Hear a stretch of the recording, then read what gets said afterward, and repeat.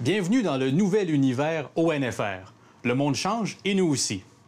Parlant de changement, il risque de se brasser de grosses affaires cette année au niveau de la vente d'alcool en Ontario. Le gouvernement de Kathleen Wynne pourrait être appelé à moderniser un peu le marché des bières, des vins et des spiritueux. Une chose qui n'a pas été faite, attention, depuis la fin de la prohibition en 1927.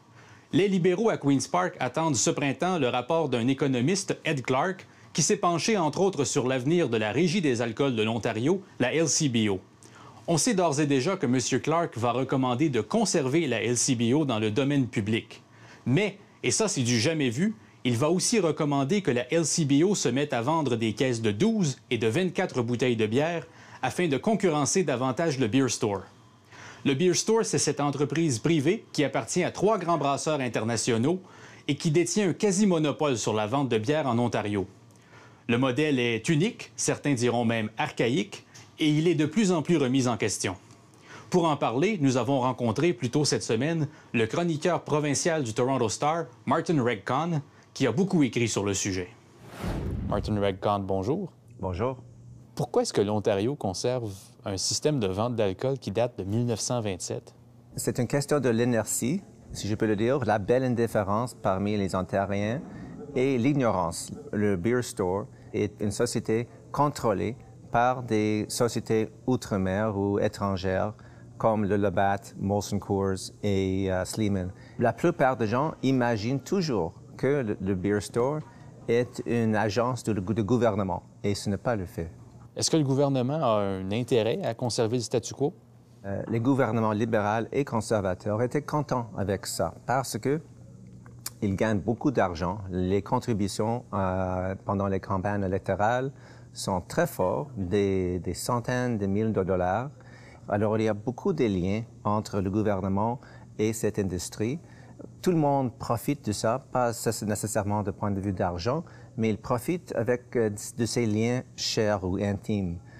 Autre chose, c'est que les députés sont toujours offerts le privilège de tenir leur dîner bénéfice dans les salons qui sont contrôlés par ces compagnies, gratuitement, avec beaucoup de bières gratuitement aussi. Au cours des dernières semaines, on a vu le Beer Store lancer une campagne de publicité. On l'a vu vouloir apporter des changements comme ouvrir ses portes aux petits brasseurs, par exemple. Pourquoi est-ce que ces changements surviennent à ce moment-ci? D'abord et avant tout, j'ai fait des pressions, je crois, j'espère, dans notre journal, à essayer à informer le public des faits.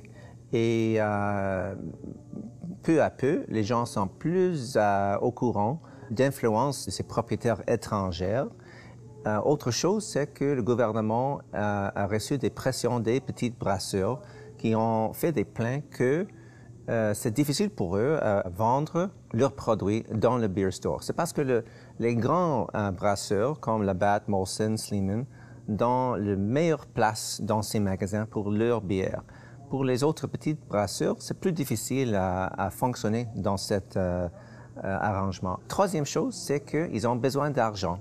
Et avec une commission avec M. Ed Clark à la tête, l'ancien président de TD Bank, ils ont aperçu qu'il y a beaucoup de rentes, beaucoup de profits que ces propriétaires ont gagné pendant des années et que le gouvernement veut profiter lui-même de ce monopole pour garder leur propre montant des 10 des millions de dollars pour le gouvernement. Alors, à cause de ça, les brasseurs, ils veulent éviter ces pressions du gouvernement, ces enquêtes du gouvernement, en essayant de faire un nouvel arrangement avec les petits brasseurs. Le Beer Store maintient que les prix de la bière vont augmenter si, effectivement, la LCBO se met à vendre des caisses de 12 et de 24, comme le recommande Ed Clark. Comment est-ce que le Beer Store parvient à une conclusion comme ça? Il y a un accord secret entre le LCBO et le Beer Store qui prévenir le LCBO de vendre ses caisses de 24 ou caisses de 12. Seulement le Beer Store peut vendre dans ces quantités. M. Clark a dit que à cause des profits durant que le Beer Store gagne de son monopole dans le marché, le gouvernement veut prendre leur propre partie de cette profit et le Beer Store a répondu, attention, s'il y a un montant que nous devons donner au gouvernement pour le profit, ça va être passé aux consommateurs. Alors ça, c'est la première façon de créer des peurs pour les consommateurs. La deuxième chose, c'est la question de caisse de 12 et de caisse de 24. C'est vrai que le Beer Store gagne la plupart de ses ventes avec les caisses de 24 et qu'ils vont perdre de leur domination de marché si le LCBO ou des autres peuvent gagner en caisse de 24. Mais la compétition, la concurrence, c'est une bonne chose pour les consommateurs au Québec et dans les autres provinces. Alors, on ne doit pas avoir peur d'une compétition. C'est vrai que ça va augmenter les coûts de distribution, mais la concurrence, la compétition va aussi bénéficier les consommateurs. Quelle solution amèneriez-vous au problème que vous avez identifié au niveau de la vente d'alcool? Libérer la bière de la Beer Store, laisser les autres magasins privés faire de la concurrence avec le Beer Store privé. C'est toujours, on dit, c'est une question de beer in the convenience store, beer in corner stores, mais ce n'est pas le dépanneur qui peut vraiment créer de concurrence et de donner l'énergie à ce marché. Vous voyez, le Québec, ce n'est pas vraiment les dépanneurs, ça c'est seulement une question d'être convenable. Les grandes ventes sont dans les supermarchés, le Provigo ou le Metro ou le Costco. Là, il y a beaucoup de place, beaucoup d'expertise. Ils ont l'expérience et il n'y a pas peur de vendre la bière aux jeunes. Ils n'ont pas à faire ça au Québec et ils ne vont pas faire ça en Ontario.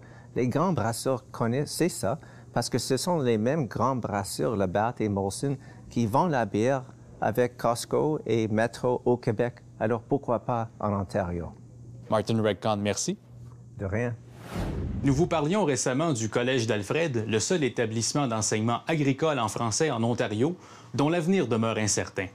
Eh bien, le ministère de l'Agriculture a finalement rendu une décision quant à l'avenir du collège le 30 janvier. Il recommande essentiellement d'en transférer la responsabilité au niveau municipal et communautaire. Il s'agit là d'une décision sans précédent et qui ne fait pas l'unanimité. Pour connaître tous les détails, rendez-vous sur notre site d'information au tfo.org/ONFR. Et puis, en terminant, c'est aujourd'hui, le 5 février, que les électeurs de la circonscription de Sudbury se rendent aux urnes pour élire un nouveau député provincial. Une élection partielle importante et dont les résultats, comme on vous le disait la semaine dernière, s'annoncent très serrés. Pour tout savoir, on se retrouve dans quelques instants sur Twitter et un peu plus tard sur notre site d'information. Voilà ce qui conclut cette émission d'ONFR. Rendez-vous jeudi prochain, 20h50. Au revoir.